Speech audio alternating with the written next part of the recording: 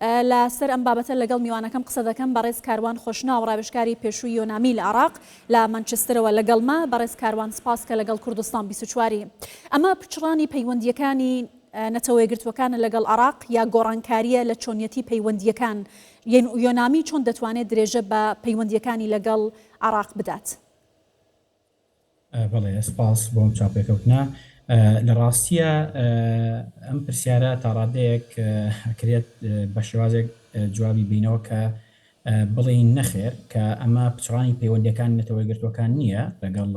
عێراق و حکوومەتی عێراقی و دامەزراوەکانی، بەڵکو بە شێوازێکی تر نەتەوە یەکگرتووەکان لە عێراق بەردەوامی بەکارەکانی دەدات. تەنها ئەوەیە کە نێردە سیاسیەکە کە لە ساڵی 2023ەوە بوونی هەبووە لە عێراق و بۆ هاوکاری دامەزراوەکان و دام و دەستگاکانی دەوڵات و حکوومەتی عێراقی و هەرێمی کوردستانی شەوە بوونی هەبووە. لەمە دواتچی تر ئەم نێردەیە لە عێراق بوونی نابێت کە ئەم نێردەیەش تەنها مەهامەکەی لە ڕاستیدا سیاسی بوو. بەڵێ باشە بەڕێز کاروان، کەواتە گۆڕانکاریەکە بەم شێوازەیە کە لە قۆناغی سیاسی ڕاستەوخۆواتە بەشداری سیاسی ڕاستەوخۆ بۆ قۆناغی پاڵپشتی لە بوارەکانی دیکە دەگۆڕدرێت. ئایا نەتەوە یەکگرتووەکان بە تەمایە لە دوای نەمانی یۆنامی چۆن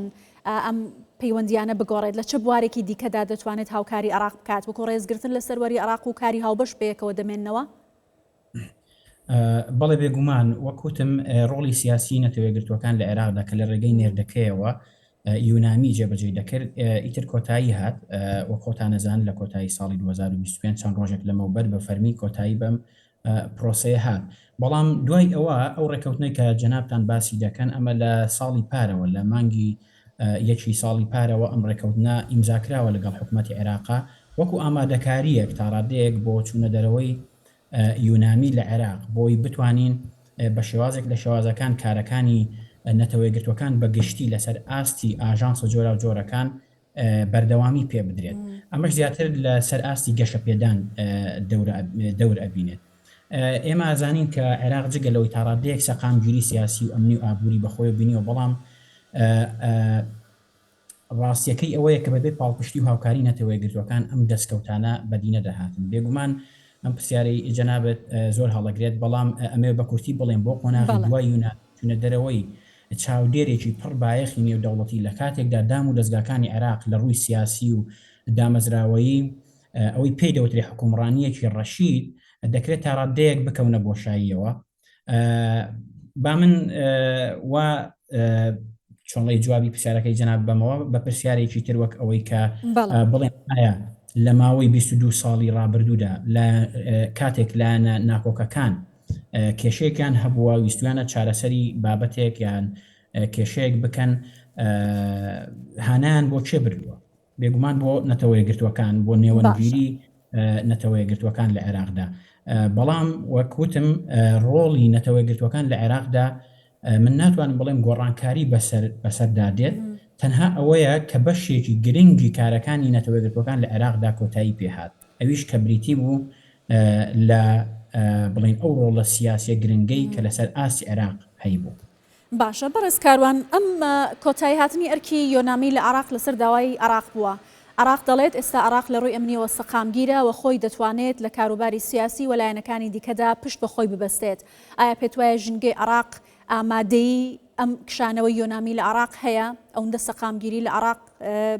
بەردەوامە یا بڵێن دامەزراوەکانی عێراق ئەوەندە سەروەری عێراق تێیدا باڵا دەستەکە بتوانێت بە تەنیا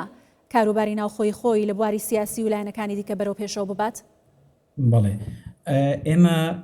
وەک هەمومان ئەزانین بارودۆخی عێراق بە چی شێوەیەکە. لە ڕاستیدا من ئەگەر ڕاستم لەگەڵ تا ینی بەشێک لە سەقامگیری سیاسی و ئابووری و ئەمنی لە عێراقدا بەدی هاتووە، بێگومان ناکرێت بڵێن هیچ دەستکەوتێک نەبووە لەم 22 ساڵەی بڵین تەمەنی بەتایبەتی ئەو کاتێک کە یۆنامی بڵین بوونی هەبووە لە عێراقدا. بەڵام لەگەڵ ئەوەشدا لەوانەیە بۆ وەڵامدانەوەی پرسیارەکەی تۆ تۆزێک زوو بێت لەم کاتەیە، چونکە هەمووی چەند ڕۆژێک ئەبێ ڕۆڵی بڵین یۆنامی لە عێراقدا یان چۆنڵی یۆنامی بە فەرمی ئەرکەکانی کۆتایی پێهاتووە لە عێراقدا، لەوانەیە پێویستمان بە ساتێک چاوەڕوانی بێت بۆ ئەوە. بەڵام بە گشتی ئەوەی کە من وەکو خۆم ئەیبینم یعنی لەسەر ئاسی عێراقدا لەوانەیە بەرەو پێشچوونەکان یعنی یا سەقامگیری لە عێراقدا سەقامگیری سیاسی ئەڵێن بێگومان بەو شێوەیە نەبێت یا لە ئاسی چاوەڕوانیەکان نەبێت. بۆیە من پێم وایە کە حکوومەتی عێراق و لایەنە سیاسەکان بە تایبەتی لە داهاتووە لەوانەیە ڕوبەڕووی چەندین گیر و گرفت ببنەوە بە بۆنەی ئەوەی کە چاودێرێکی نێودەوڵەتی چیتر بوونی نەماوە ئیتر لە گۆڕەپانی سیاسی عێراقدا هەر کارێک هەر پێویستیەکە هاوکاریەک لەلایەن نەتەوە گرتوەکانەوە پێشکەش بکرێت لەمە دووە ناڕاستە و خۆ ئەبێت یعنی لە ڕێگەی نێردە سیاسەکانەوە نابێت ینی ئەبێت جارێکی تر بە چەندین کەناڵی ترە ئەم هاوکاریانە بگوازرێتەوە بۆ عێراق لە ڕووی سیاسی و بێگومان وەکوتم ئەو تیمەی کە باسەکرێت تیمی گەشەپێدان لەژێر سەرپەرشتی بەڕێز غوڵام ئیسحاقزای ئەمە ئەم تیمە بەردەوام ئەبێت بەستەنها کارەکانی تاڕادێک تەکنیکی و لە بواری گەشەپێدان و هەماهەنگی و کۆکردنەوەی کۆی چالاکیەکانی UN ئەبێت یعنی نەتەوەی گرتوەکان ئەبێت لە عێراقدا. باشە سوودانی سەرۆکۆزیرانی عێراق لە کاتی ڕێوڕسمی کۆتای هاتنی ئەرکی یۆنامی لە عێراق ئاماژەی بەوە کرد کە پەیوەندیەکە ئێستا لە هەوڵەکانی بەڕێوەبردننی قەیرانەوە گۆڕا بۆ پلاندانان بۆ گەشەپێدانی درێژخایەن و پشتبەستن بە خۆبژێوی ئاماژەی بە چەسپاندنی دموکراسی لە عێراق کرد و هاوکات کۆمەڵێک ئاماژەی دیکە لە بەرچاوگرتنی و گۆڕانکاریانەی کە لە دەوروبەری عێراقدا ڕوودەدات ئەم دموکراسی کە سوودانی باسی لێوە دەکات ئەم خۆبژێویەی کە ئێستا لە عێراقدا بەرپرسانی باڵای عێراق باسی لێوە دەکەن دەکرێت لە ژێر بە دوور لە چاودێری نەتەوە یەکگرتووەکان یا لایەنێکی وەکو یۆنامی کارەکانی خۆی بەڕێوە ببات یۆنامی ئەتوانێت لە ڕێگەی نێردەکەیەوە لێرە چی بکات؟ بەڵێ وەکوتم چیتر نێردەیەکی تایبەت نەماوە لە عێراقدا هەمووی ئەوەی کە هەیە لە ئێسادا تەنها هاوکاریە لە بواری گەشەپێداندا وەکو ئەوەی بەڕێستان لە هەواڵەکانی شابڵین بەڕێز غوڵام ئاماژەی پێەیە زیاتر ینی ڕۆڵێکی گەشەپێدان لەسەر ئاسی بۆ گۆڕانکاری کەشوهەوا بەڕێوەبردنی باشترکردنی سەرچاوەکانی ئاو باشکردنی حکومڕانی بە شێوەیەک لە شێوەکان ئەکرێ ناڕاستە و خۆ ڕۆڵێکی کاریگەری هەبێت تا ڕادەیەک بەڵام هەرگیز وەکو پێشتر نابێت یعنی ئەوەی کە جەنابیش باسیەکەی بەڕێز سوودانی لە وتارەکەیە باسی کرد بەشێکی زۆری ڕاستە بێگومان حکوومەتی عێراقی و دامەزراوەکانی هەمیشە هەوڵیان ناوە کە تاڕادەیەک بەرەو پێش بچن و بە هاوکاری یۆنامی ئەم ئامانجانە تاڕادێک بەدی هاتووە بەڵام من پێم وایە کە هێشتا زۆری مابوو کە بەڕاستی ئەم یعنی پێشکەوتنی زیاتر بەدی بهێنرێت وەک خۆتانزان بەڵام داواکاری حکوومەتی عێراقی ئەوە بوو کە ئیتر چیتر لەوانەیە پێویست بە چاودێرێکی نێودەوڵەتی یا هاوکاری نێودەوڵەتی لە ڕووی سیاسی و بەتایبەتی پێویست نەبێ بۆ گەلی عێراق لەبەر ئەوەی ئێستا حکوومەتێکەیە کە دەتوانێت لەسەر پێی خۆی بوەستێت و